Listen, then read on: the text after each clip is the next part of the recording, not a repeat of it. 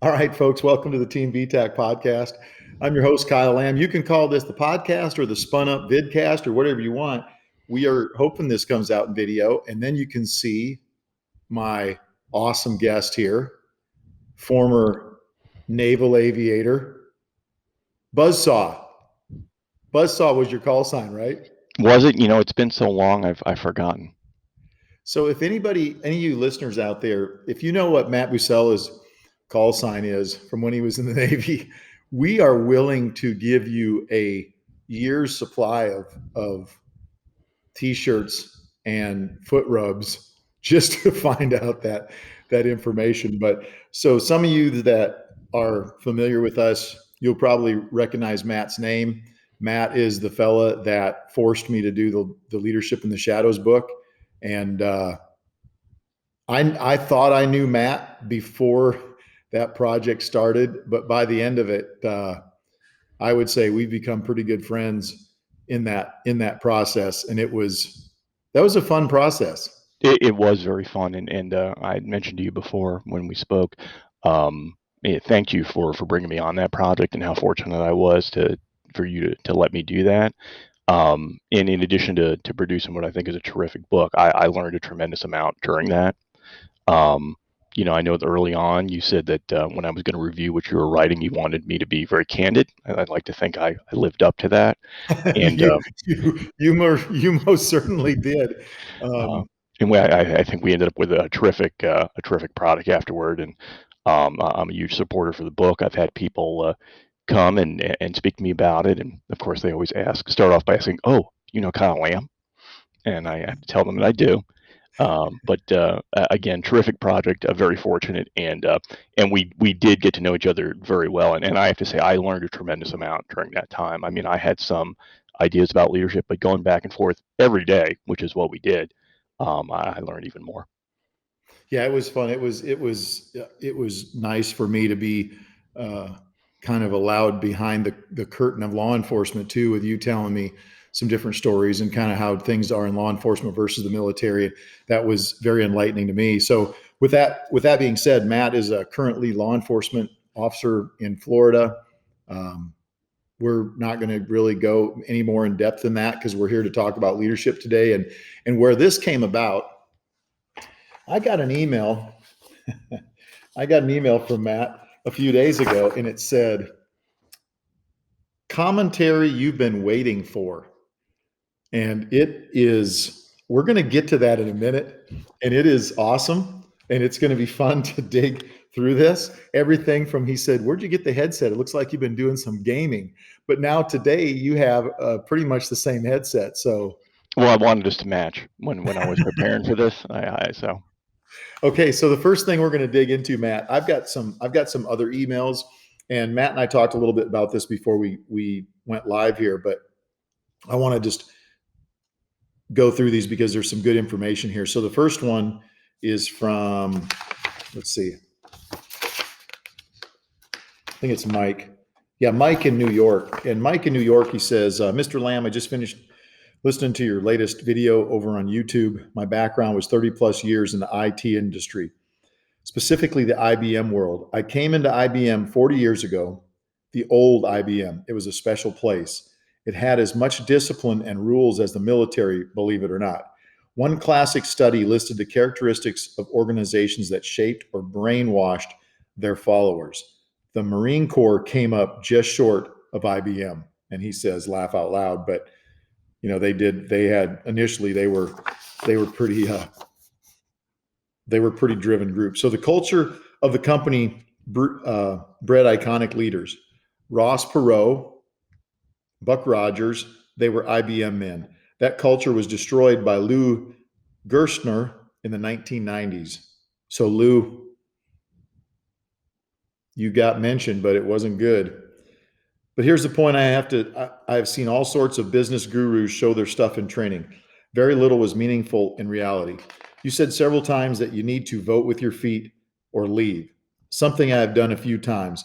That to me says that the rules are not chiseled in stone. Life is too fluid, too full of surprises to lay down much more than the 10 Commandments. I'm not saying your thoughts are irrelevant, but my impression has been that the 7 billion people walking around this planet There are a lot of different personalities and cultures. It makes for a crazy kind of world with a good deal of dysfunction. One thing I picked up from IBM was the analysis done of the C-suite folks, categorized them into quadrants. It was the founders or owners who were plain nuts. I've had much experience with these types, and indeed, they are nuts, in my humble opinion. Another type of leader of executives, another type of leader of executive are those who are charismatic. They are few and rare. That is a quality which best sums up my impression of what great leaders are, but is not something you can bottle, not a quality which anyone can possess. I believe certain folks are just born with it. The minute you encounter these folks, you get the vibe that they are special. Just as a different view of leadership from your military experience, I would recommend two sources. First, get in the Wayback Machine and pick up a copy of The IBM Way by Buck Rogers. It really gives great insight into an iconic company and its leadership style of the time. I haven't read that book. You haven't read that either, have you? No, sir, I haven't. Okay. The second is actually a movie, the classic How to Succeed in Business Without Really Trying from 1967. Has an unbelievable number of resonant points regarding leadership style and success. It's a fun flick, and I think you might enjoy it. Okay. How to Succeed in Business Without Really Trying is a movie, and it is. I clicked on it because I just wanted to see what this guy was talking about, and I just kept watching it because it's pretty funny. It's old. It's all the colors are super bright, and it's got what's her name? Michelle Lee is in it, the one that went on to be I think it was on Knots Landing or Dallas or one of those shows. Okay.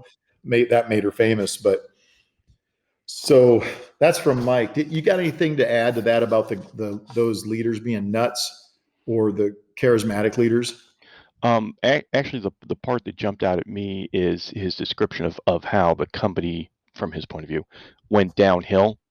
And we see that with certain organizations is that when the company starts and it's new and it's groundbreaking, it's dynamic, they're breaking new ground, they're doing new things, and they're a tremendous success.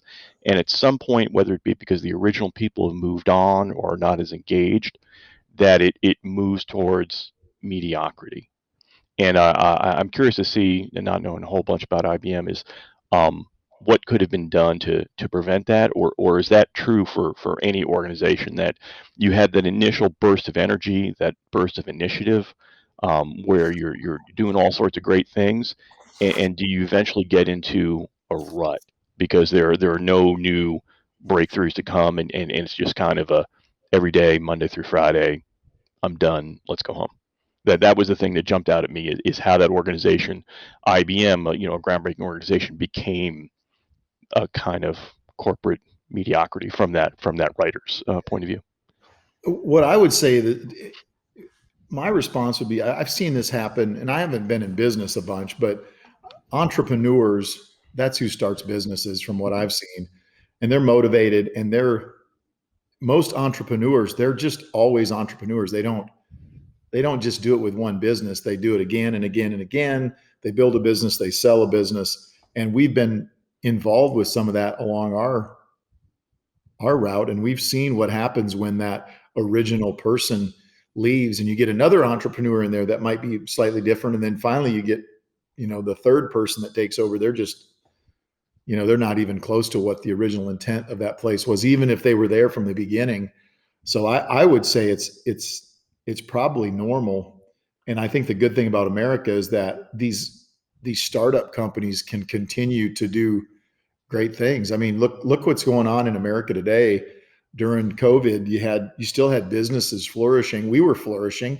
You had startup businesses. You had um, Zoom. I'm sure Zoom they made more money because they had more and more calls going on because people couldn't meet in person. And Right. we had a friend of ours who lifelong entrepreneur, and he bought a sewing facility in Kentucky, and he got a hold of the Tyvek type material. It's not Tyvek, but it's a very similar material, and they started making protective garments for people that needed them and they couldn't get them. And stuff was coming from China. It was delayed, and we needed American manufacturing, and he jumped in and did that. So I think I would like to read more about IBM and kind of find.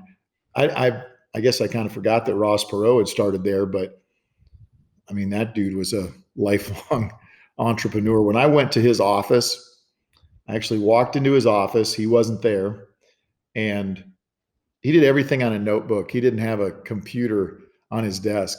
And that kind of blew my mind. Like, this is the guy, and he doesn't have a computer. He's got a telephone and a notebook. Maybe he's practicing good cybersecurity too. You can't get hacked if you keep everything on a notebook. Yeah, and he's got great, and he had great people working for him too. So, okay, the next one. Anything else on that one, Matt?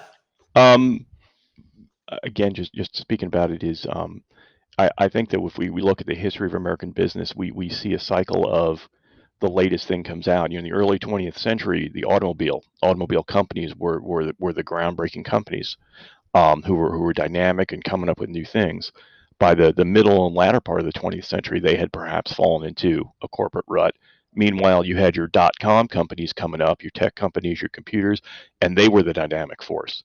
So we see that recycling of entrepreneurship in different sectors. And that's kind of what America is. We make ourselves, our businesses remake ourselves. And as you said, perhaps those people, the entrepreneur spirit, once they get successful and the company's flowing along smoothly, it might start bugging them and be like, you know what, I got to get out of here and start doing something new. Yeah, yeah. The next one is from Terry, and he says, and I'm not going to read all this, but I'm just going to get. He said he was having a rough time. He'd been divorced, and some other stuff was going on. He didn't want to have another job, but he wanted to just get a job as a laborer, which he didn't have to. He said, but he did, and that allowed him to do other things in that organization, or the previous organization had never done for him, and it allowed him to be himself. So he says this corporation was a baby at the time, but it was growing. Still, they were confused on how to do this or that. What was missing was leadership. My manager didn't know how to set up the office, so I did. Long story short, because of 5 leadership principles, which are model the way, inspire a shared vision, challenge the process, enable others to work, encourage the heart. So model the way, inspire a shared vision, challenge process, enable others to work, encourage the heart. I was able to do great things. Although all the leadership principles are essential, I zeroed in on challenge process. And I believe he's getting these from the Leadership Challenge, the 6th edition, because he told me to check that out. That's written by Coos and Posner, and I have not read that book.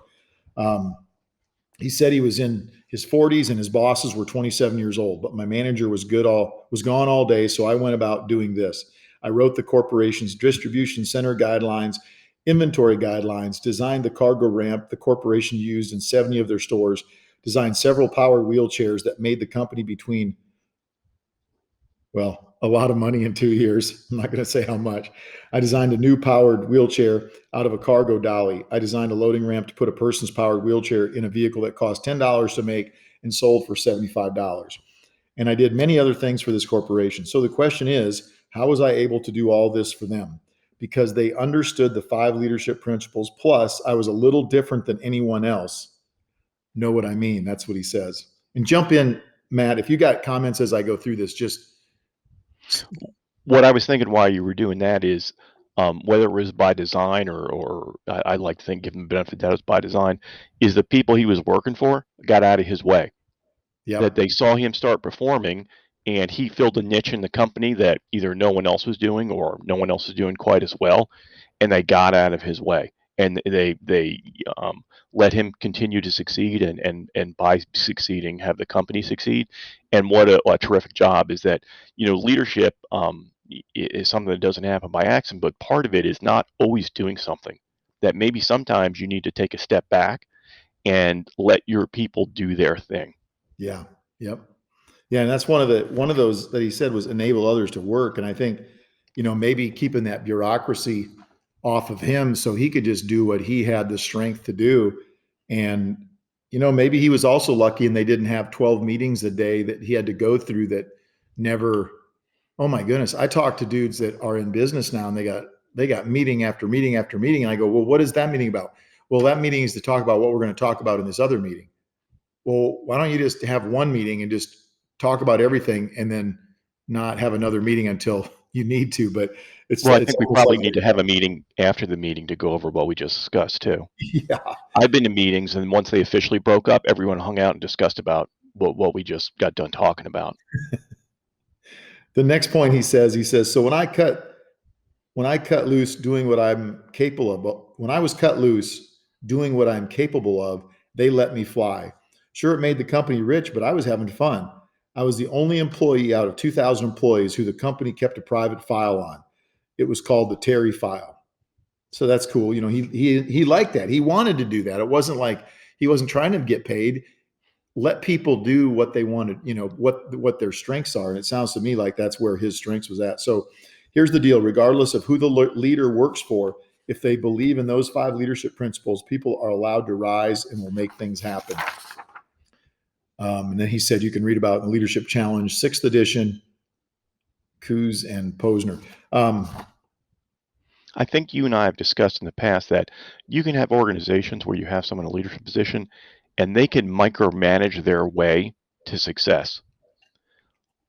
But if they really accomplish anything, they might be meeting their goals, they might be achieving, but once they step away and the organization falls apart because they're not there to micromanage people, did they really accomplish anything? I mean, they may have accomplished something for themselves, but maybe people in leadership positions should always be looking to say how. One of the things I read once, and I made a note of it. Ways I gauge myself are, how does my team do when I'm not there? How many of them can take my place if I'm gone? And I made a note, and I always look at it once in a while, and I'm constantly evaluating, because I understand that while I'm certainly there to try to be a leader and help my people as much as possible, if I make myself kind of the indispensable man, I'm not sure I've really accomplished what I'm supposed to be doing.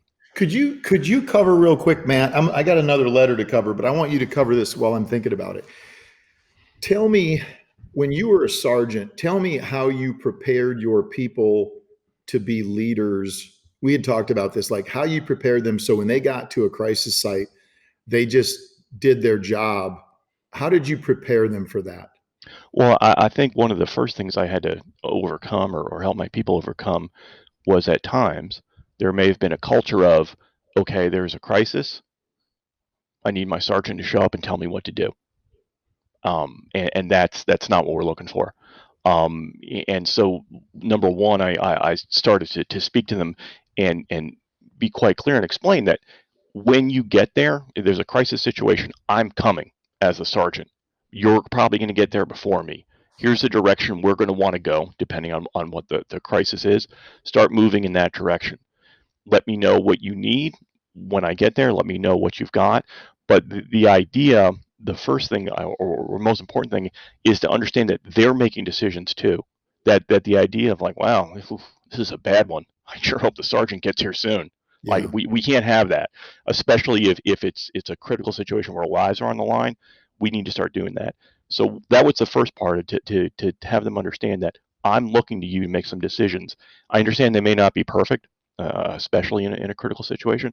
Then we started going through some of our more likely scenarios, generally speaking, and talked about not what we would necessarily do in the particular scenario I was putting forward, which we did, but why we were doing that, what concepts we could draw. Because when real life comes, the scenario is going to be a little different.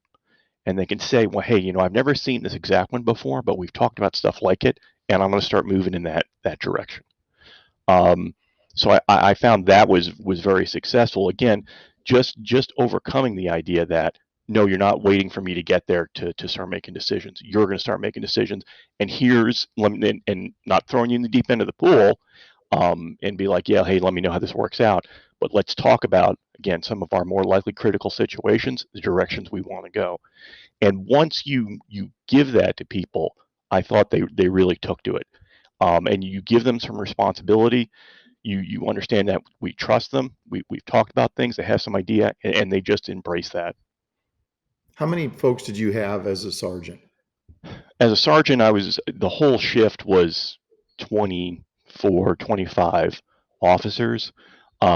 Administratively, I was in charge of probably a third of them. But on any given day, if we had 12 to 14 people working, if I was the only sergeant there, I was in charge of that 12 to 14 people. That's crazy. That's good though. It's nice to hear. I just know I've met some of your people, and they're, you can see the fire because they know they can actually go and do stuff. They're not just sitting there waiting on you to tell them what to do. And I think if you have a successful military unit, you have a successful law enforcement department, that's what it takes. It definitely takes people being able to delegate authority, but not responsibility. You're saying, no, I've trained these guys and these gals, and I know what they're going to do, or at least I know they're going to make somewhat educated decisions and try to do the right thing. They're not going to intentionally do something bad. And then you're going to back them up when they make those decisions. And it's a constant process that we discussed in Leadership in the Shadows, the importance of an after action review, and whether it be 2 or 3 minutes after the call was over, or the next day and taking 15 or 30 minutes to go over what happened the day before, and talk about it, and honestly talk about it. And that was something else, is that I had to maybe overcome a cultural thing of, like, you can disagree with me during our discussions, and that's okay. And you can come talk to me, not just when you're in trouble, when you need a favor, because we're buddies. And we can learn things from that. And by doing those little after actions, we had a very large one where we ended up doing a hostage rescue situation. And that was a success, and that hostage was rescued because the officers who got there ahead of me took the initiative and started moving in the direction we needed to go. That's awesome. That's good. The next one that I've got here is from Luke, and he says, longtime listener, first time caller. So he said he listened to 2 podcasts of ours yesterday, and I'd like to bounce a couple thoughts off you. In your podcast on Friday, you talked about how you think that everyone should perform knowing that they can be fired if they don't. That's something I talked about, that when I was in the military, I went to work every day working as hard as I could so I wouldn't get fired. I didn't want to let people down. And I didn't really think about what he's saying, but you'll see what he's got to say here. What I've observed is that this is what tends to define good non-commissioned leaders: mission-oriented performance.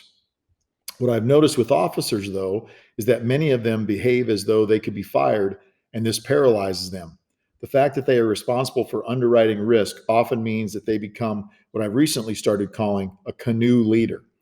In other words, they think of their left and right limits as beaches to be avoided rather than bumpers to bounce against. They see the end state as a place to arrive downstream.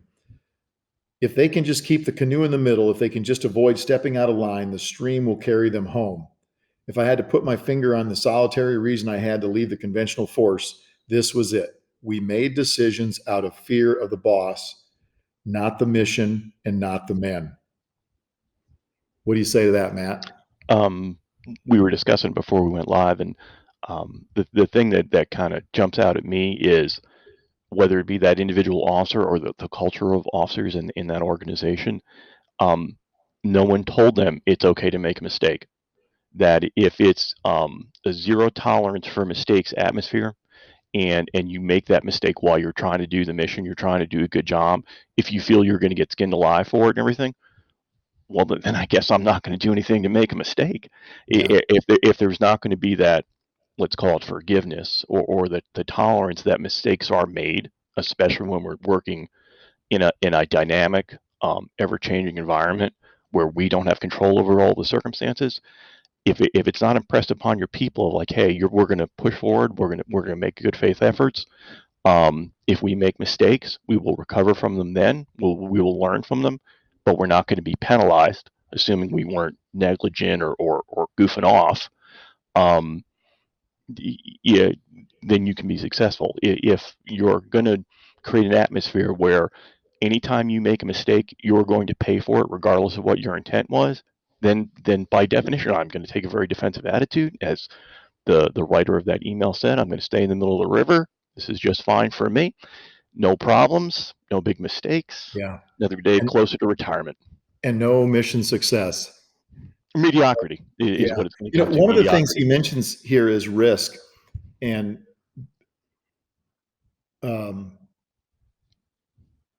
the fact that they are responsible for underwriting risk often means that they become what I recently started calling a canoe leader. So one of the things, we had a commander come in and he said, risk assessment.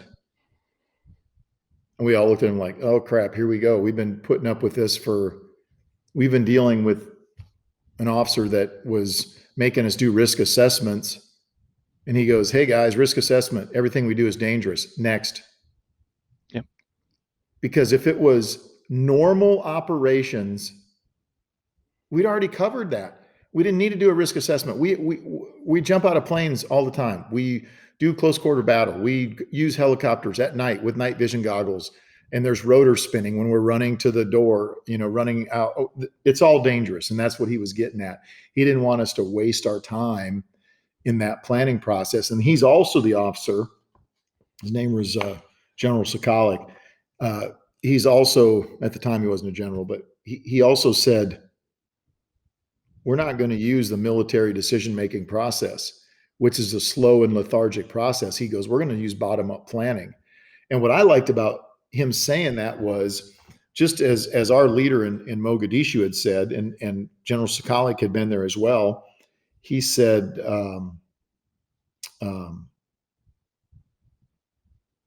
bottom-up planning, but in the end, I am going to authorize this.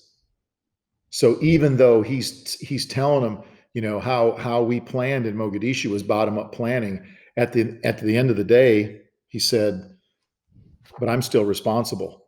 So that people that wanted to say, oh, well, that's why they failed, because bottom-up planning. He said, no, bottom-up planning. And also, military decision-making process is you should come up with 3 plans and then debate those 3 plans. Well, we come up with 20 plans, because every person had a plan. And then as that percolated up to the team leaders and then to the troop sergeant major and troop commander, it was more efficient, yet we had better ideas that came from that. So the second, you're maximizing the use of your people in there by allowing them to do that. And I've had discussions within my profession that there are many agencies across the country who spend a lot of money and a lot of time trying to hire the right people.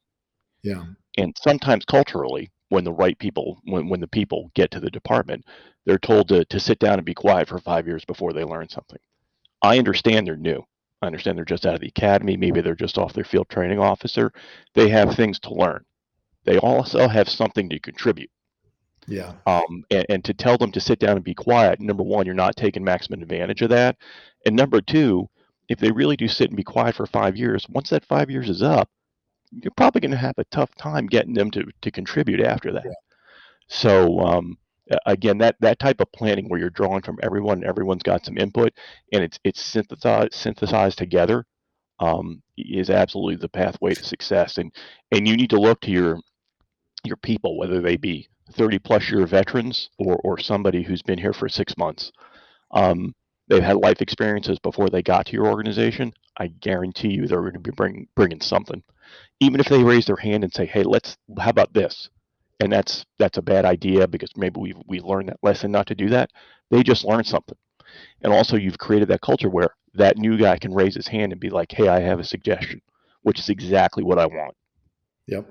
And what I like about it for us, it was the guys that were going through the breach had something to say with how they were going to go through the breach. Mm-hmm. They're the ones that are putting it on the line. It's not the general sitting, I'm not belittling what they do. I'm just saying that, in Somalia, General Garrison wasn't out in the street, but he supported us 110%. The second thing he said was, the second podcast was one you did with BRC, Black Rifle Coffee guys. And you discussed a number of generals who have retired and stepped into silence. I truly think this is the problem. They followed orders, they did their duty, they retired in dignity, and now they use this notion of quiet service to the nation as an excuse not to speak out when those making the calls have lost their moral compass. It reminds me a little bit of the book Ordinary Men, that talks about how German police who refused to conduct executions were ridiculed as cowards and traitors. In reality, the cowardly thing to do was to go with the flow. So you actually addressed this in an article, or response to an article that you wrote, or a response to an article about somebody speaking out against General McCraven, or Admiral McCraven.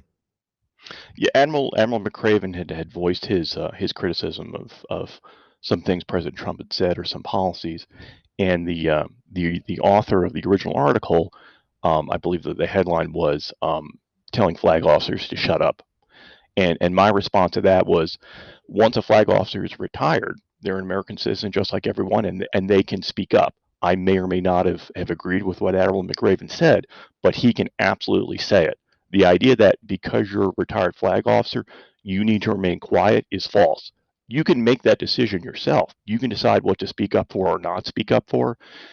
Things might reach a certain point where you're like, you know what, I need to say something now. But the idea that because you're a retired flag officer, you're not allowed to speak, I disagreed with that entirely. Yeah, and I would say I probably disagree with what Admiral McRaven would say, but I want him to be able to speak up, and I want to be able to speak up. I'm a retired military dude as well, and I want to be able to speak up. What I would say is, if you're retired, speak up. Definitely speak up, because one thing is you may have some knowledge that some of the civilians around may not have, just because you've traveled the world, you've seen other places. Maybe you should speak up about that a little bit. And you're probably a little different than Joe average person. I don't mean that in a disrespectful way to the citizens of our country. What I mean is that if I've been trained to be a leader, maybe it's time for me to step up and be a leader on the civilian side as well. We've seen some of these guys get up and get into politics, and we were a little disturbed. We thought that Ron DeSantis was a naval aviator, and then we found out that he was a JAG officer. And even worse, assigned to naval special warfare. I knew you were going to be excited when I brought Yeah, that so to you. he knows how to keep the laws. I don't know. I'm not even gonna go any farther with that. And we do see other. I mean, look at President Eisenhower, 5-star general, leader of American forces in Europe, and once he was out, he decided to enter politics and became president of the United States. Certainly, nothing precludes him from doing that just because he happened to be a retired general. There was some guy. What was his name? I believe it was General Washington. Yes. He started us out on the right foot, and when you think back to those presidents that we had initially, so he was in the military. We've had Andrew Jackson. We had Monroe was in the military. There's been so many of these guys that served. Grant. I mean, the list goes on and on and on of men that served, and hopefully, someday we'll have women that have served that can be in that office as well. And that Washington guy, he did a pretty good job for his first elected office ever to hold. He did pretty good. First time out. Yeah, I would say that if it wouldn't have been him as the first president, I'm not sure we would still exist as a country. And I'm not saying that negatively. I'm just saying that he was an amazing leader and amazing man. So for me personally, I'm striving to find the balance. You have to show up hungry every day. Leadership is a privilege and cannot be taken for granted. But I think we also need leaders who are grounded in something a lot more important than their career. We need guys who are willing to walk away if the other option is silent consent to an order they know to be wrong. That's a pretty powerful statement there. So, Luke, I appreciate it. We definitely appreciate the folks that write in. Now I'm going to get to the book that I got from some guy named Matthew Bucella. Oh my goodness, this one, I don't even know where to start with this. I'm going to try to, I'm going to just try to, I'm going to take out all the cuss words that you put in there. And that's a huge chunk of it.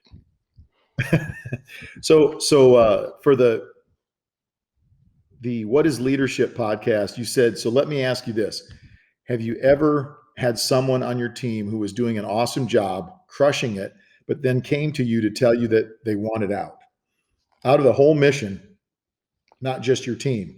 They were unhappy with decisions made well above your level, and despite voicing those concerns, the situation did not change. They explained there was nothing you did that was wrong or impacted their decision, and they were very happy working for you. Did you try to talk them out of it? Did you just let them go because it's their decision? Did that make you question your own motivation? And so I put those questions to you. Yeah.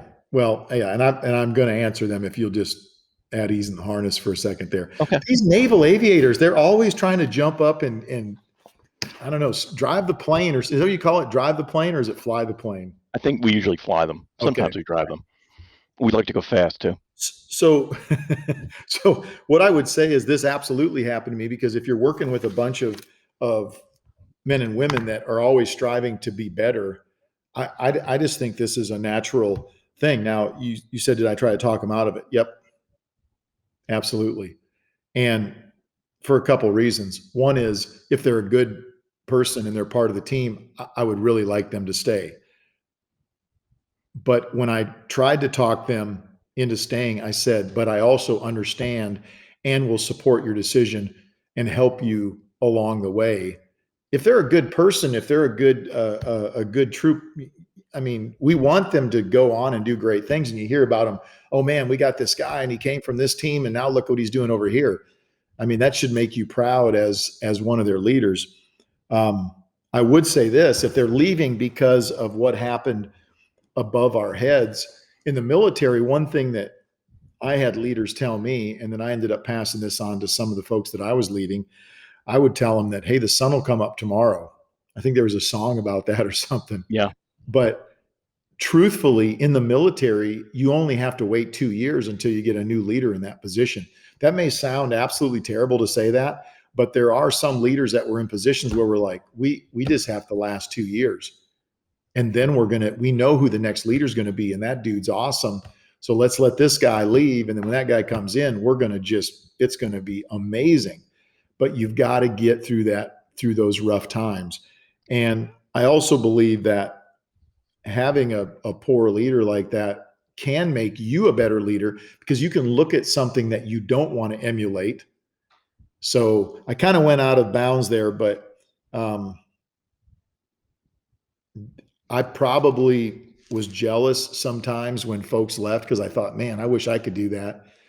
Whether it was a guy going off to become a warrant officer, or going off to become a PA, or go to college or whatever. Well, I wasn't smart enough to be a PA. I wasn't going to be an officer because I didn't want to have half my brain cut out. It's really pretty painless. Yeah. Yeah. I'll have to take your word for that. But does that answer your question? Yes, it does. Okay. And the next question is, at what point do you deliberately stop your own advancement up the ranks because you'll be too far from the rank and file? If a promotion might allow you greater influence in your organization, but it will not be as much fun, should you take it? Is it selfish not to seek it? Suppose you think the new job would suck. Does being a good leader force you to take it? Man, this is like a big old can of juicy worms right here, because I'll say this: in our unit, rank did not matter. So if you got promoted, you weren't leaving your position. So I'm just going to, in our unit, I would say another position came open. A lot of guys fought to stay on the teams. And then there was kind of a shift in our unit at one point where they said, if you've been an assistant team leader, now you're a team leader, and our team leaders were NCOs. If you've been a team leader, now we're going to send you to be an instructor, cadre for teaching operator training course. How'd you feel about that? What's that? How'd you feel about that? Well, I mean, I was honestly, I didn't want to leave my team, but I was ready to do that, because then I knew that the next step would be becoming a troop sergeant major. Okay. So in order to be a troop sergeant major, you had to kind of go through those steps. So if I was going to stop leading and then get to lead again, I had to stop leading as a successful team leader, go be a instructor, which is another leadership position, because you're molding all these new people that are coming into the unit. It was amazing to take these high performance people and try to get them to understand what you wanted them to do. And then you would go on to the next position. So I would say in our unit, I would say it worked out pretty well. What I see a lot in law enforcement, and I'm going to say what I think, and then I want you to say what the truth is. So in law enforcement, a lot of times I see guys that go, well, I'm not going to take the sergeant's test because I don't want to leave the SWAT team or whatever. And then they sit there and moan about how bad the sergeants are. And what I try to tell those guys is, go take the sergeant's test, become a sergeant, and then try your best to get back on this team as one of the sergeants on the SWAT team, if that's what you really think you can do. And you know what? The other thing is, if you're a sergeant, guess what? You're still leading people. You're going to lead officers. You're going to have officers that are going to be the first people there. It's not the SWAT team that shows up first. It's the officers, the patrol officers. So you're still going to have a position that is a leadership position. You're going to have good people. They might not all be, you know, flexing their muscles and drinking Red Bull and doing pull-ups. They might be kind of normal people that are cops that are out there getting busy every day, and they're doing missions when the SWAT team is doing PT. You know what I mean? Yes. So does that make sense to you? I understand what you're saying.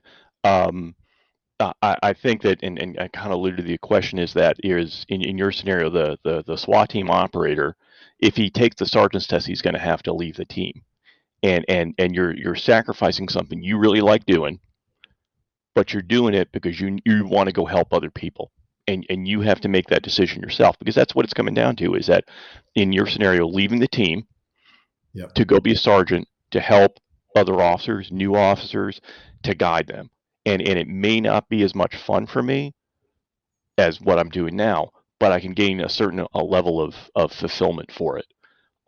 In my particular organization, if you're a SWAT team member and you get promoted, you don't have to leave the team. However, just because you're a sergeant doesn't mean you get to be a team leader now. You might very well be on a team, and there's an officer who is your team leader, Yeah. and rank doesn't matter within that. So it's good that And you I don't like have to. that. I like I that like it stuff. too. Yeah. And it's I think it's very very good as long as you can that going in it's not a surprise and everything. Like I said, terrific, promoted, great, absolutely, you're still on the team, but it doesn't mean you necessarily move up in rank inside the team. You're still in the exact same spot.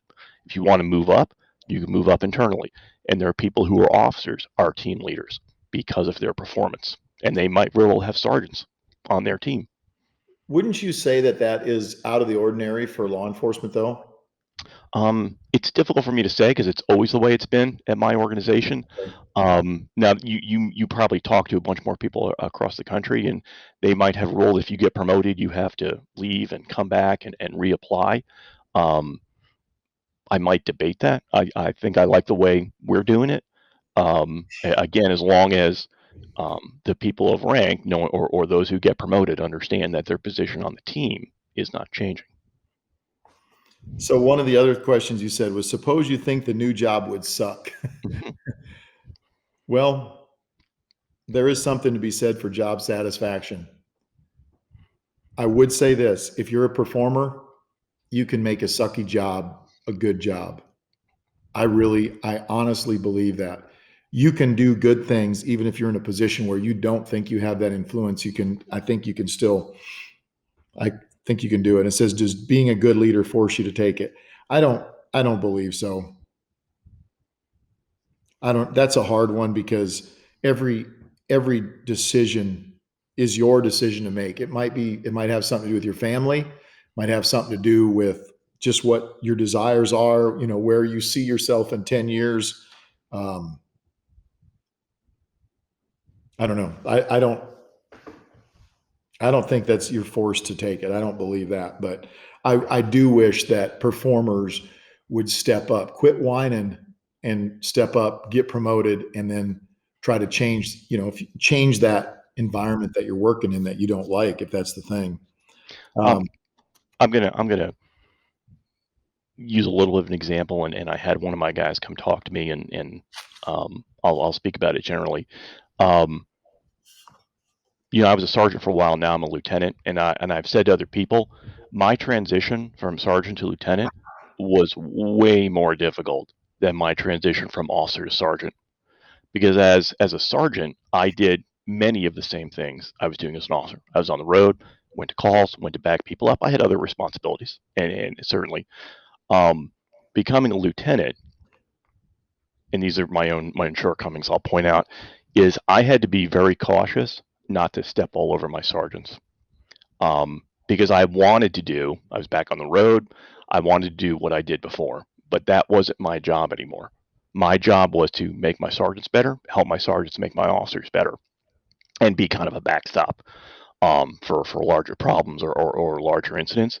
and checking myself to keep me from stepping all over my sergeants, or stepping all over my sergeants more than I do at times. And I have to guard against that all the time.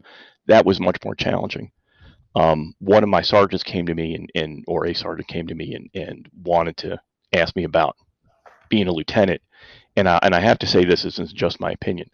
Being a lieutenant is a better job because I have greater influence over things. It is not a more fun job. Yeah. And I explained to him, I said, if you're willing to give up the fun, and by the way, being a sergeant in the police department is one of the most fun jobs out there. If you're willing to give that up to come be a lieutenant for greater responsibility, greater control, your ability to change things more and more, then go to it. Because if you don't do it, the only people who are going to seek out that rank are the ones who are just doing it for themselves. Yeah.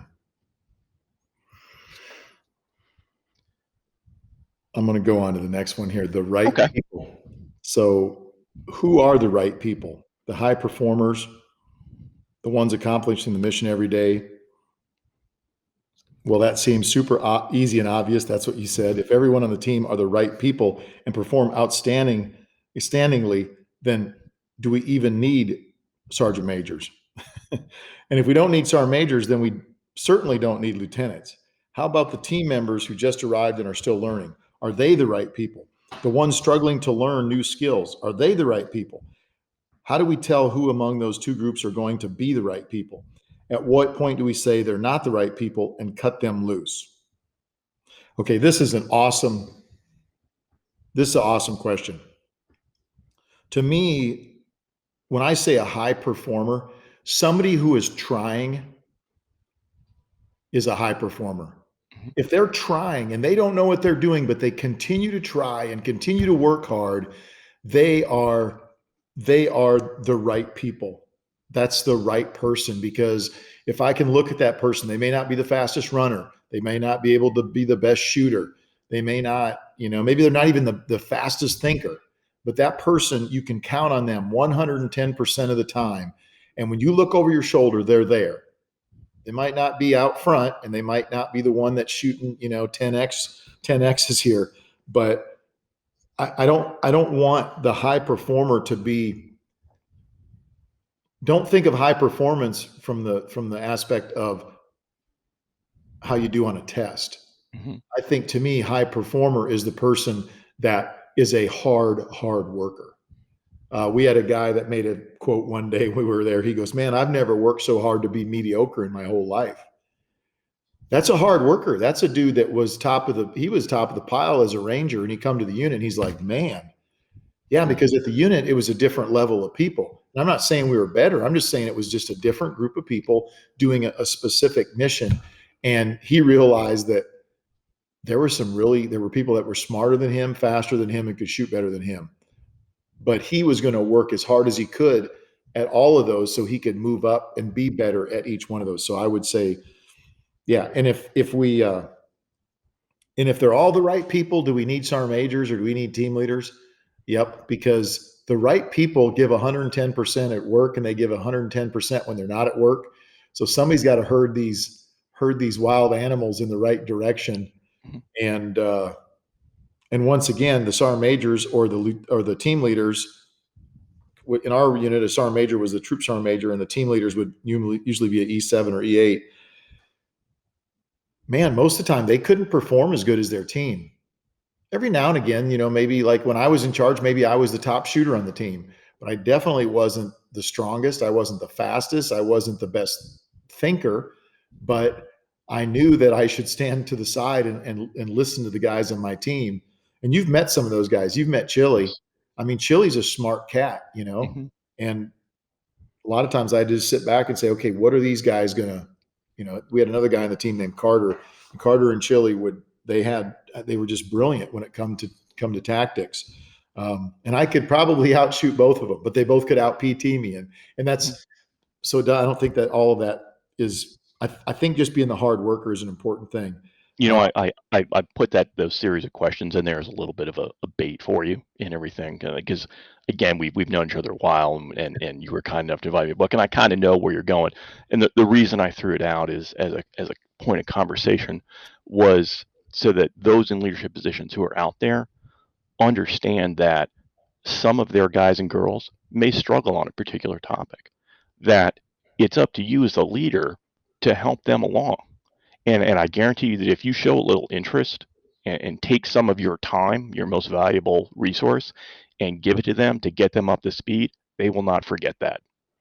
And of course, I would never say anything like the military doesn't need sergeant majors, because they are the vital cog of the entire U.S. Army, and getting rid of sergeant majors would be ridiculous.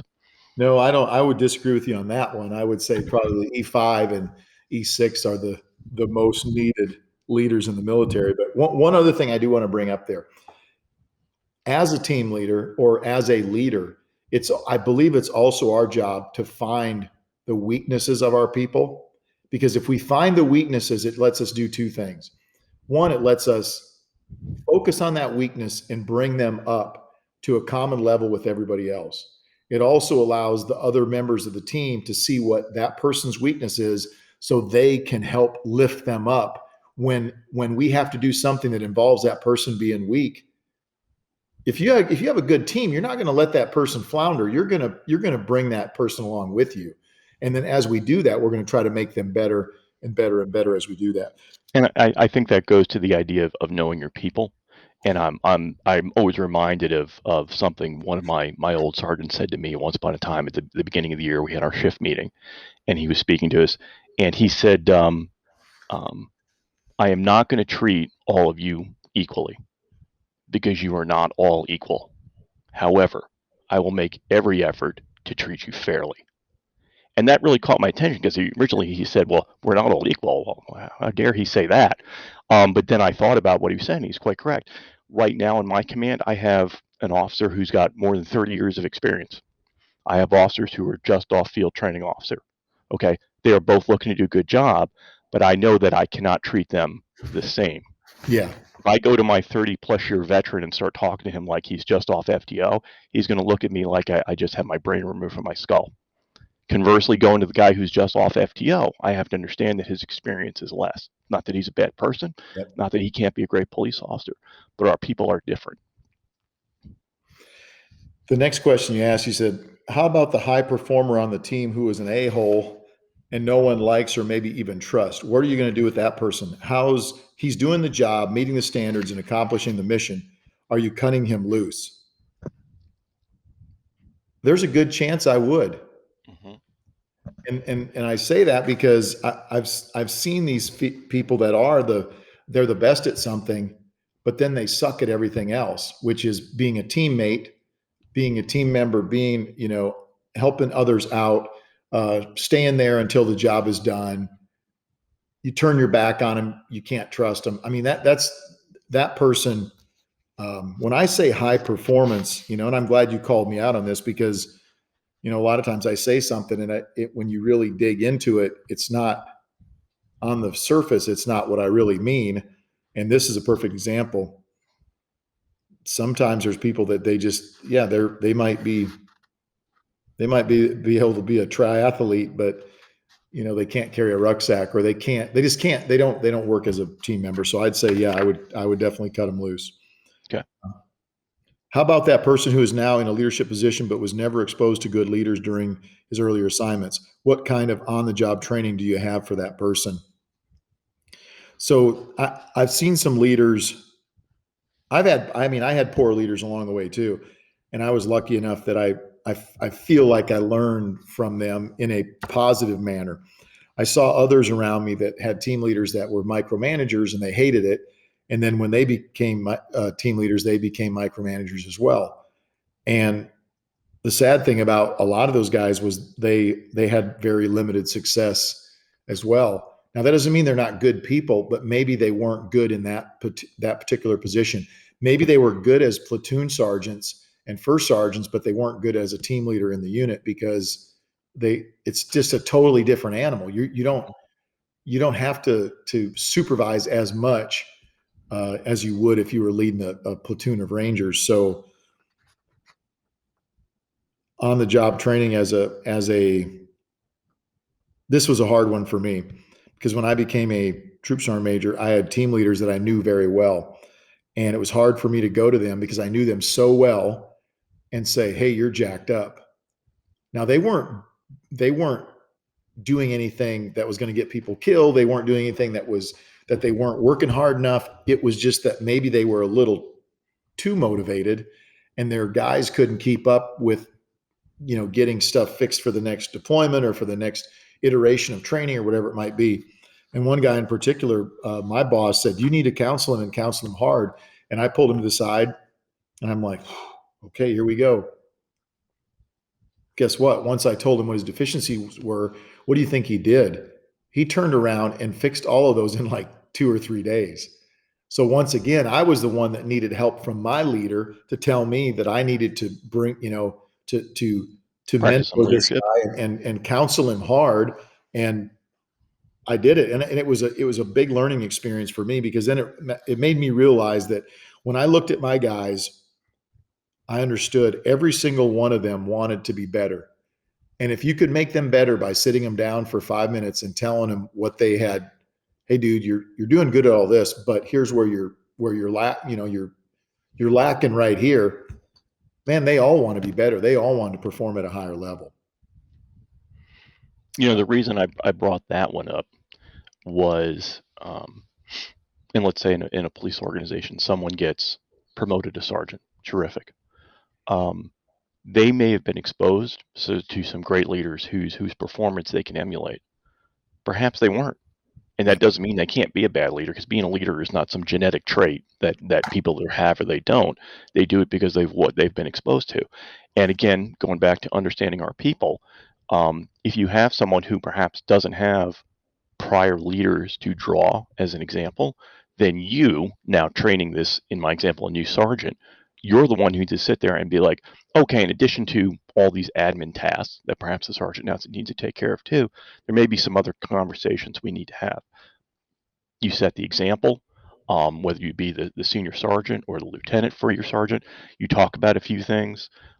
They may come to you, and you create the environment where they're free to come to you about, hey, I had this particular problem with a particular officer. Here's what I did, and let's discuss how we handled that problem, how we fixed it. So again, just because someone happens to show up at a position with a certain rank, to think that they're already a squared away leader because they've gotten those new chevrons or new lieutenant bars and everything, that's not true. We need to bring them along. And if they've had some fantastic leaders before and they're going to emulate them and they learn from them, great. Then your job is that much easier. But it doesn't always work that way. And you need to start bringing them on board, so that, because I'm sure if they've gotten this new rank, they want to do a good job. They want to succeed. They want to be there for their officers, their people. Yeah. The next question you said was, lead courageously and maybe non-performers will vote with their feet and leave. And that's something that Lynn Ashley and I talked about. Should you have a conversation with that non-performer and suggest they might be happier somewhere else? Yeah, that's a tough conversation, but I would say yes. Once again, just be honest with these people. Even if the person's a non-performer and they're going to leave your team, it doesn't mean they're a bad person. Mm-hmm. Now, maybe if they are a bad person, then that's a different story. But if they're just a good person, they just can't keep up. They can't, whether it's mentally or physically, well, then, yeah, hey, dude, you might want to look at a different position because I just don't think this is working out for you. And we saw that happen time and time again with us, where even guys that made it successfully through the training would come on board, and then you realize that maybe they were that high performer that couldn't deal with people. Mm-hmm. Maybe they were volatile with their family or with booze or with whatever, money, or, there's other things that would happen that had nothing to do with work. Once again, the 110% are at work is going to give 110% when they're beating their wife or whatever they do for their off time. Yeah. So definitely just be honest with them. The next one you talked about was leadership during the rough times or defeat. Reference the sentiment that America is beyond all hope and we need to overthrow the government. Is that really just the easy way out? Is it easier and more romantically heroic to just start over again than to do the hard work and fix what is broken, even though that might take more time and be more difficult? Some prior guest of yours, says a Marine question mark, suggested America needed to be split up into regions because of our divisions. Isn't that just giving in and not addressing the problems? Is splitting up considered easier than compromise because no one wants to compromise? Now, I may have actually said that too. We had talked about the government or the United States being separated to Jesus land and then the other parts, and I don't feel that we should do that. There are days that I wish that maybe Texas would leave the union or something, so maybe it would send a message. I don't believe the overthrowing the government. I definitely don't believe we're at that point yet. I believe that they were trying. I mean, when Trump was president, I think that's the closest we've seen the other side. Look at the riots that were going on. Ultimately, what did they want to have happen? They wanted to force people to make the decisions they wanted them to make by burning down these cities. Now they're trying to make it sound like the January 6th thing was us trying to overthrow the government, and you'd have to be completely I guess retarded would be the word I would probably use to believe that. And I think that hopefully we'll get to bottom all that as well. But I don't think it's romantically heroic to have our country go into civil war. And we've been in way worse positions before. You and I both are students of history. And I get some emails from you from Friedman. George Friedman at Geopolitical Futures. Those are amazing because that guy is a brilliant dude. Could you talk about him real quick? Sure. George Friedman. Currently, he runs the company Geopolitical Futures, based out of Texas. Before that, he started Stratfor, which he ran for quite some years. He sold that off. He's always come on a kind of nebulous about his background. I'm pretty sure he worked for Christians in Action at some point during the Cold War. Very even thinker, Yeah. Student of history, a student of philosophy. His company talks about geopolitical forces in the world and why countries are doing certain things and why things happen. But every once in a while, he'll write an article about some philosophical, some historical issues. And I've found them to be very candid and very pointed. And also that he has an overwhelmingly positive outlook for America, that he agrees that there are times in American history where things were difficult. And I'll paraphrase some of the things he said, is this country was born in strife. And it is during times of strife where this country has had its greatest achievements. Yeah. I heard him speak once, and he said, he can be very funny at times too, that Americans don't appreciate the good times because Americans think the good times are the norm. That anytime there is a crisis, suddenly it's the end of the republic. When if you look at the history of a country, a history of America, we've had difficult times. And I think I go on in that one little section, just looking at the 20th century, and many people would see the 20th century as an American century. Was every year of the 20th century a nonstop ice cream party for America? The Depression, Yeah. Pearl Harbor. I mentioned that the Japanese invaded the Philippines at the beginning of World War II, America's involvement in World War II. And in the end, 76,000 American soldiers and Filipino forces who were part of the U.S. Army surrendered to the Japanese. I mean, can you imagine what people would be saying now? Again, there have been difficult times in America. And right now, the difficult times we're going through are just the latest version of that. So I point out that perspective. Bless you.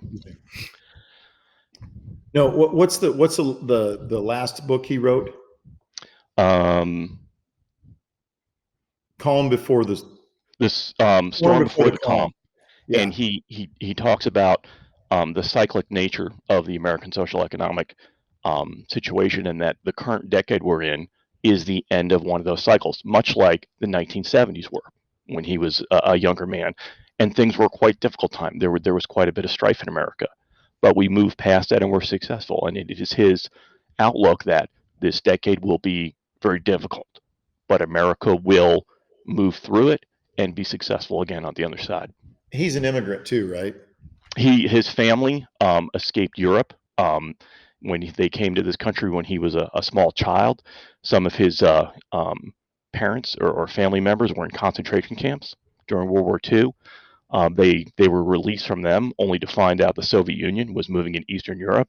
And he goes into a story about how his dad basically saw the writing on the wall and got the family out. Think about that. Just think about what they went through. Can you imagine if things got so bad in America that you said, I mean, first of all, where would you go? I mean, I wouldn't go to Canada because it's going to be worse there. Wouldn't go to Mexico. So it's going to be a trip to go wherever you want to go.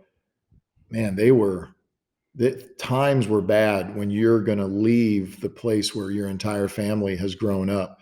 One thing I would like to add to about overthrowing the government, what I would like to see is just if everybody stood up for their beliefs. And a lot of people say, well, I'm just kind of in the middle. Okay, well then be happy when the left or the right decides the way that you have to go. What I would say is don't be in the middle. Speak up for what you believe in and don't let people push you around. Because I feel like right now I feel like we're getting pushed around a little bit. And that is something that is upsetting. And those series of questions was just to bring up the point is that keeping America what it is a constant fight. That I think I even alluded to the fact that, could we reach some happy state of equilibrium where nothing ever needs to be improved or needs to be fixed in America? Of course not, because that's not the nature of real life. That's not the nature of the republic. And that, yes, things are difficult now. Yes, we're going to have to work hard to fix them. It's not probably going to involve a revolution. So you talked about the ice cream party in here too, but you brought up the bonus army, and I'm gonna just read what you said, and then we're gonna talk about that. In 1932, the U.S. Army was used to drive thousands of World War I veterans out of D.C. parks because they were demanding their war bonuses early. Who oversaw that action? MacArthur, Eisenhower, and Patton.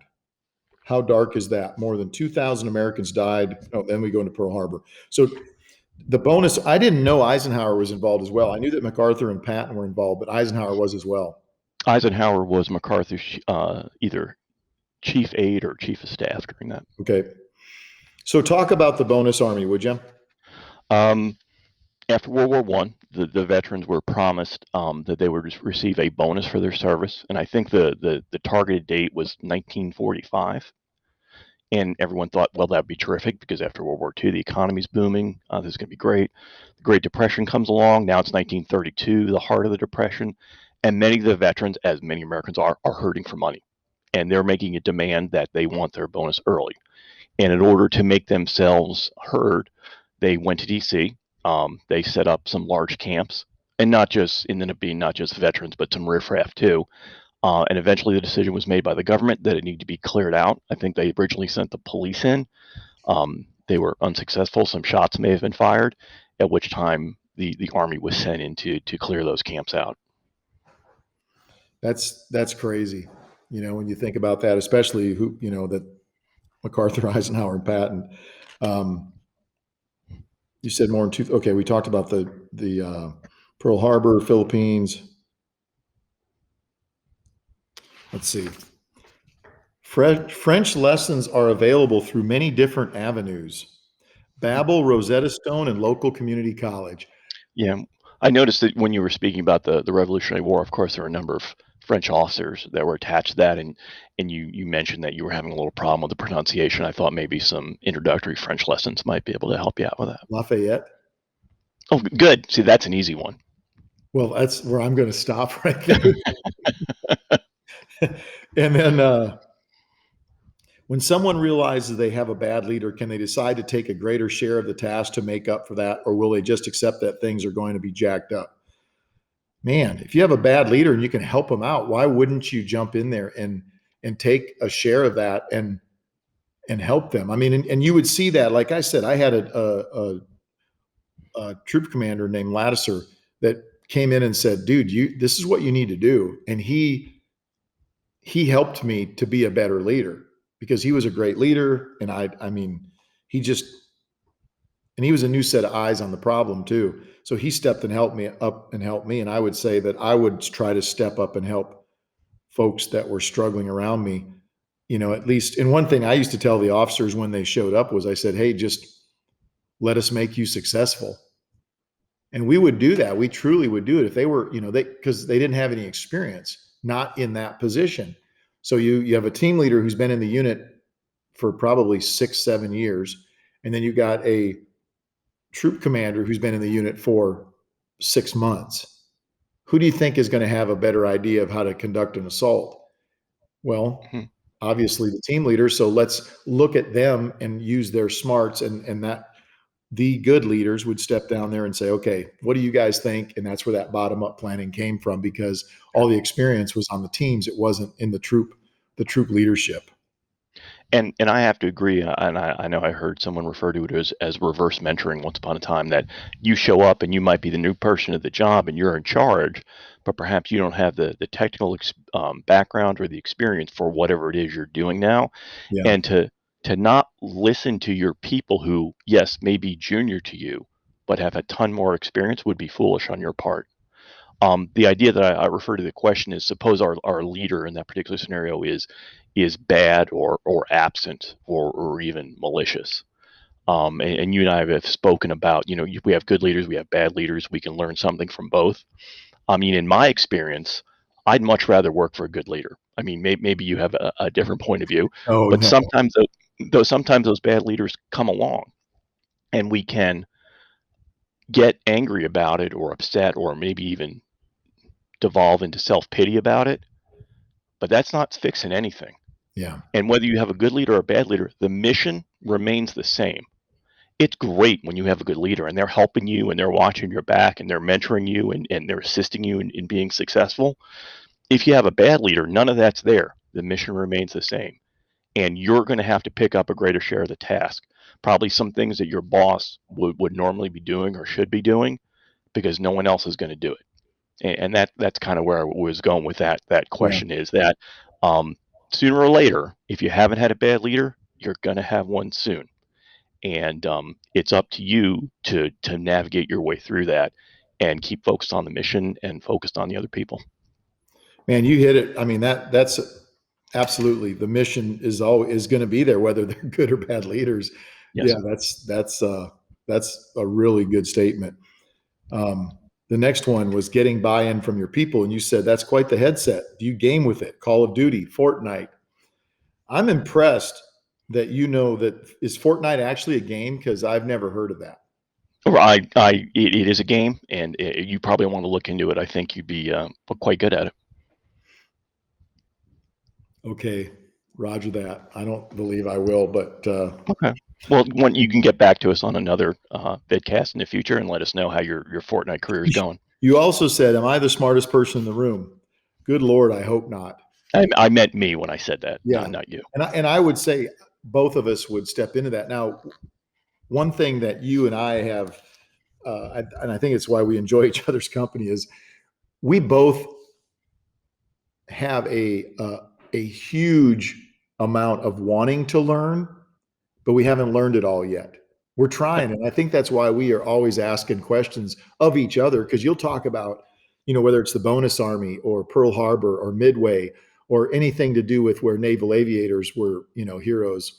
Um, So many to pick from. yeah, but I do believe that I'm definitely not the smartest person in the room. I've listened to you when we're in a room, and you don't act like you're the smartest person, even though a lot of times you probably have the most historical knowledge. And I don't know. I think if we sit there and listen a little bit, we can learn from our people, no matter who they are. And I think I that's where you absolutely were agree. going with that. Yeah. Again, we referred to it earlier about, whether they be the 30-year veteran or the guy that just showed up. I guarantee you they have something to add. Guarantee you. And if you think because they're new that they know nothing and have nothing to contribute, I would respectfully suggest that you are missing out. I like this one too. You said heads of law enforcement agencies need to listen to the whole community, not just the ones who make the most noise and shout the loudest. That's one of the things I've tried to get across to my law enforcement friends when I've been face to face with them. I've said, hey, just so you know, us law abiding citizens love you guys and we love what you're doing. Just keep doing what you're doing. And thank goodness the largest part of our community are law abiding citizens. Because if the largest portion of our community were those that were out, running Amazon trucks off the road, and I don't know why that doesn't entice me, because how do you know what box you're going to grab? How do you know, like, you know what I'm saying? Like it's like Christmas, but you're going to get something you didn't even want. Right. It's a spin of the wheel, and maybe it's something really great, and maybe it's somebody's underwear order. Or they're going to get a book from me, and it's going to be the hardest place. Mm-hmm. Did we talk about this yet? Not on the air, no. So I'm still reading. People are asking, hey, we haven't talked about books in a while. And one of the last ones I did, I listed some books that I've been reading. The book I just finished is called The Hardest Place. Those of you that are watching on video, you can actually see it. But Wesley Morgan's the guy that wrote it. And it's the American military adrift in Afghanistan's Pesh Valley. Read it. It's not, I'm not going to tell you it's an easy read. For me, it was probably a little easier just because I knew a whole bunch of people in the book. And I'm going to tell you what impressed me by that, or what impressed me there was I've known these people for 20 years. I'd never heard them tell these stories. And now I got to go find them and go, dude, tell me this story. What happened? And it's amazing. But anyway, we support you guys out there. So if you're law enforcement, military, I mean, the general public is behind you. So please don't forget that. Police chiefs might answer to their mayor, city manager, or city council, so politics may come into play. However, sheriffs are elected by the people, and that can be good or bad. If they're elected officials, they may have to practice the same type of politics themselves in order to stay in office. You'd had mentioned an earlier podcast about Yep. Perhaps some places across the nation where the head of agencies, police chiefs, were not backing their people when they were correct because it was politically expedient not to do so.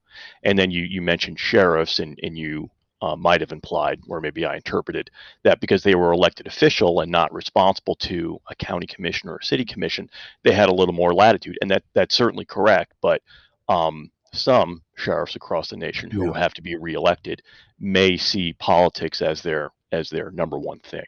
And so the idea that whether you be a chief of police who's appointed by the city commission or an elected sheriff, that you might put your own needs and your own career ahead of your people can go to either of those. I didn't want to think Yeah. the sheriff's got a pass. Okay, good.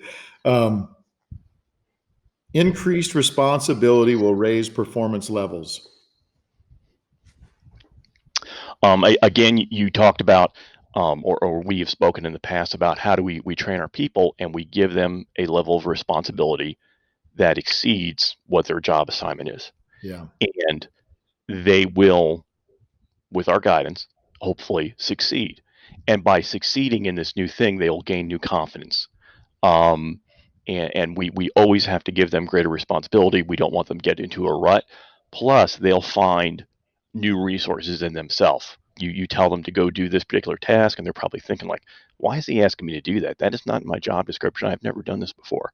But once we provide a little guidance, a little mentoring along the way, they become successful, and they're like, "Wow, I can do this. This is great. Maybe I want to seek something else out that's beyond what my normal area of responsibilities are." And this is an excellent method to improve our people. Yep. Ask them to step up, and 99.9% of them will step up. And as you said, it's a great time for us to mentor them, because if they step up and they fail, you're going to learn more if you fail anyway. I don't want them to fail, but there's a good chance. And if we fail, we're going to learn from it. So as leaders, don't look at that as a negative, look at that as a positive. Then you put a couple of quotes here. Always assign a man more than he believes himself capable of. Make him rise to the occasion. In this way, you can compel him to discover fresh resources both in himself and others of his command, thus enlarging the capacity of each while binding all beneath the exigencies. Exigencies? Yeah, of risk and glory. See, the big words, that's not even French, and I can't pronounce it. It was probably originally French. That might be the Okay, explanation. that might be it. Yeah. So both of these were from Stephen Pressfield. Yes. Okay, Tides of War. The next one said, the less you give a man and have him succeed, the more he draws his achievement to his heart. Remember, we may elevate the fleet in two ways only, by acquiring better men or making those we have better. Even were the former practicable, I would disdain it, for a hired man may hire out to another master, but a man who makes himself master stays loyal forever. I love that. We train our people to be better. We give them extra responsibility. Not only do they might see it in us that we've given this opportunity, we've helped them, but more importantly, they'll learn something about themselves. Yep, keep doing it. Keep training those people and letting them have more responsibility. You'd be surprised at what people can do when you give them the reins a little bit. And I know for me, let's let me go. Let me do it. And if I fail, then say something. But if I don't fail, well, then give me even more responsibility. Now, you also said you wanted to talk about the 1911 versus the 2011. You don't want me to think you only listen to the leadership podcast now that you're a lieutenant. You still carry a gun, right? Some days when I don't forget it. Yeah, when you don't forget. So the handguns I use are still based on ancient technology from the early 21st century, a Glock 19 for on duty and a Glock 26 for off duty. I've never shot the 320 or the P365. So the next time you visit me, we'll have to rectify that situation. That was why I included that sentence. What's that? That's why I included that sentence. So just brought that up. Also, we just had RDSs approved for our officers, so I'm deciding if I want to go that route too. Not that there's anything wrong with my shooting now. So we're seeing these RDSs. Law enforcement is trying to get more and more people to use them because it immediately makes you a better shooter. So for that part of it, I think it's a good thing. The other bad side of it, though, is it requires more maintenance, where iron sights don't require any maintenance. And if you have a normal law enforcement officer, I'm just going to tell you, law enforcement officers and military people, they're not going to take that great of care of their weapons because they carry them every day. And it's just a matter, it's just a fact. That gun's going to go get loaded in the morning. And I would imagine some people don't even unload them when they go home, or if they take them out of the holster. I don't know, but that RDS is going to get beat around a bunch, and there's a better chance of its batteries going dead than your iron sights batteries going dead, since there isn't any. But it does make people better shooters almost immediately. For distance, I think it's a great tool. I just don't know if it's the perfect tool for all law enforcement. So anyway, that's all. So you would say if an officer is going to get that, they need to commit to maintaining it? If they're going to get it, they need to commit to zeroing it, to maintaining it. And that maintenance might be a little bit more than they had bargained for. And then the other thing you got to think about where you live, living in Florida and getting out from an air-conditioned vehicle into the sweltering humidity, you want to talk about a mess. I mean, those things are going to fog up immediately. And, if you have a closed emitter, you can kind of wipe it off and see something. But sometimes with these open emitters, it can be a bad deal. So I don't know. I've talked to some cops that when I was down in Florida here a few months ago, they said that when they drive around in their vehicles, they put a towel over their pistol over the sight, just to keep from the cold air blowing on it. So that's a good call. It sucks that you got to do that, but I mean, whatever it takes to make it happen. And then we used to see that when I was in the military, because we kept our weapons in a lockup and it was cold. We take them out back in Fort Bragg, North Carolina, in a sweltering summer night, and every single optic would start to sweat. And then, it was an optic with another optic in front of it, a night vision or a thermal that was sitting on your rifle. It was a huge pain. So that's always something we're going to have to try to deal with. And I don't know. I mean, I guess you drive around with no air conditioning on, but you'd probably be a little bit miserable. Yeah, not in Florida, no. If you did that. Hey, I noticed you had your Black Rifle coffee cup there a minute ago. So Black Rifle coffee's been in the news lately. We've had a whole bunch of emails come to us. People are upset or they want to know what we think about what's going on with Black Rifle coffee. And what I would say is this. If you believe that Evan Hafer and Black Rifle Coffee are anti-American, unpatriotic, and they don't support guns and the Second Amendment, you have absolutely lost your mind. It's an article that was written by the New York Times. What else do I have to say? If you haven't seen Evan's rebuttal to what was said in that article, go watch that video and listen to him say it. But I will tell you this, I know those goofballs over there, and they are patriots. First of all, they are definitely supporting the Second Amendment. And yeah, maybe they don't support the same political figures that you support, but I would say that that's kind of their business, who they support politically, if they're supporting what they say, which is veterans, getting veterans jobs, and the Second Amendment. I also believe that I honestly didn't even know that Evan's background was, his name is Jewish. I didn't even know that. I guess I'm not switched on enough to figure out that Hafer is a Jewish name.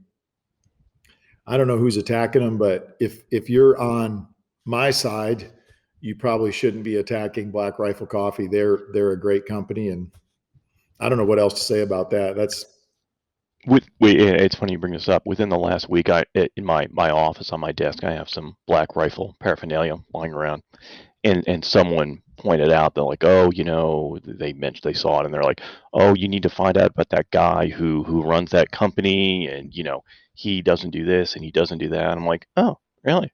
I'm like, okay. So as opposed to going to the 5,000 social media comments and the general cesspool that social media is here in the world, I actually went and sat and read the whole New York Times article and put myself through that and read the whole thing. And obviously I know what prejudices New York Times come to it with it, and read what Evan said. And I'm like, I don't have a problem with any of this. I don't know what people are making of it or trying to read into it. But again, I didn't see there was a problem with what I saw. And again, I didn't delve into the social media nonsense. I just simply read the article that apparently upset some people, and I didn't have a problem with anything he said. Now, obviously I know what I could tell even before reading the article, and especially after, what the author's point of view was, but that's to be expected. Yeah. And I'll tell you, so now this has nothing to do with Black Rifle Coffee. I want to make sure people understand the statement I'm about to make.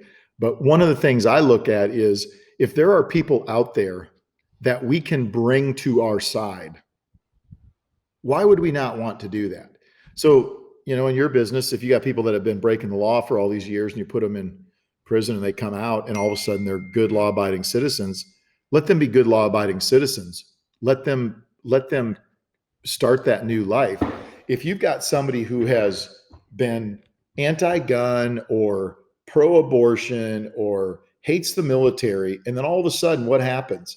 And I'm going to bring up my sister-in-law, who is good Christian gal, and she's always supported the military. She's not for abortion, but she was scared to death of guns, and she did not want guns around, and her husband had guns and she was scared of them and all this. And because of me and other people that are like me, she now has a gun, has several of them, listens to podcasts about guns, not just stuff that I say, but other people as well. And she did that because she met some of us that are gun people. And I mean, my life and my occupation is with guns. It's me living with guns. So, man, if you're out there and you're a gun owner, try to convince somebody that's a non-gun owner to come to our side. And fighting with people like, uh, I mean, Evan Hafer, it just blows my mind that you would think he's not a pro gun guy, not a pro America guy. These guys have served on the battlefield, and not that that makes you this great American because you served on the battlefield, but man, I think they've kind of proven themselves. So I don't know. I got nothing more to say about You that, can I guess. you can disagree with someone on a particular point without you two having to hate one another. Yeah. Okay, and someone know may be anti-gun. They don't want a gun around. Okay, that's certainly their opinion. We can disagree. That doesn't mean we're mortal enemies from now on. And perhaps on any topic, on almost any topic in America, we should keep that in mind. That there are people who are going to disagree with you. That's fine, as long as they're not trying to hurt me or take something away from me. We can just disagree. I'll tell you, when I have these discussions, my daughter is just a brilliant gal. And when we have discussions, a lot of times I try to pick something that's a little sketchy to talk with her about because I want to hear her side and then hear I want to hear the academia behind what her decisions are because I want to know. I mean, man, I'm definitely not the smartest person in the room. And just because I ask people questions doesn't mean that I'm opposed their views. I want to kind of find out what other part of the story is there. So, what have you been reading lately? Right now, I am reading something called Leadership 212, which one of my officers who recently separated from the police department gave me as kind of a going away gift. And the theme behind it is that we heat water up and can get hot. And we get up to just shy of 212 degrees. But once we pass 212 degrees with just a little push, now we have steam, not just hot water. And steam, you can accomplish all sorts of things. So it takes that idea that, yeah, we might be, our people might be performing, things might be going well, but with just a little push, just one more degree of heat, we're really going to get things done. And so it's not something I picked for myself. It was a gift. I was very humbled that this officer who departed just went out of her way to give me that before she did. And so I kind of took it to heart and made sure that I read it and got my highlighter out in my notebook and jotted some things down as I went through it. Cool. That's awesome. Um, Speaking of a boiling pot of water, have you ever put a frog in water and then turned up the heat? Because I always hear No, people say but that, I'm like, not from South Dakota. well, no, I mean, what they say is you put a frog in there and you turn the heat up slowly and they don't notice it. They won't jump out. I was just curious if you'd ever done that. No, I have heard that story, but no, I've not done it myself. We might have to do that on the podcast to try it because it might not be true. I guess it depends on the frog. Yeah, it definitely will depend on the frog. All right, Matt. Anything else to add? No, thanks so much for inviting me. This is my second time on the Kyle Lamb show, and I was happy to see I got invited back for a second time after my first performance. I must have been doing something right. And as always, I always appreciate these discussions, and I try to take something away from it so I can use it in real life. I got a couple books that you sent me that I have not read yet, and I need to. And I've read a lot on Chuck Yeager, so I have that book sitting there, and I've also got the book on Midway. We may have to have you back on once I read about Midway because I honestly I don't know anything about Midway, and I'm really excited to get in that book. I just haven't. I've got kind of an order I'm following, and it's in the order. I just got to get to it. So Okay, well, let me know when you get to it, and we'll chat about it. all right, folks. Well, thank you so much for joining us, and to Matt, I appreciate all the help you've given me, mentoring me as we went through this whole writing this Leadership in the Shadows book. It was awesome to kind of get inside of your head and see what makes a naval aviator tick. Once again, folks, if you know what his call sign is, we will just call me. I will negotiate to find out what his call sign is. Or just call me up, and maybe it was White Lightning. That's one I used lately for you. That's not it? No, like I said, it's been such a long time. I've seemed to have forgotten. Yeah, Echo 33 you said today, but I don't know where that came from. But Okay. folks, we appreciate the letters that you write. We read all of them. We don't respond to every one of them, but some of these that I pulled out today, I felt like I needed to. There was stuff in there that was pretty important to me to talk about, and also for Matt taking the time to write his comments. We really appreciate that too. If you would leave us a 5-star review, or I guess if it's on YouTube, give us a thumbs up. We're going to try to see if we can launch this as well. And I guess that's all I got. Send your emails to lamb at vikingtactics.com. And last but not least, the most important thing, God bless America.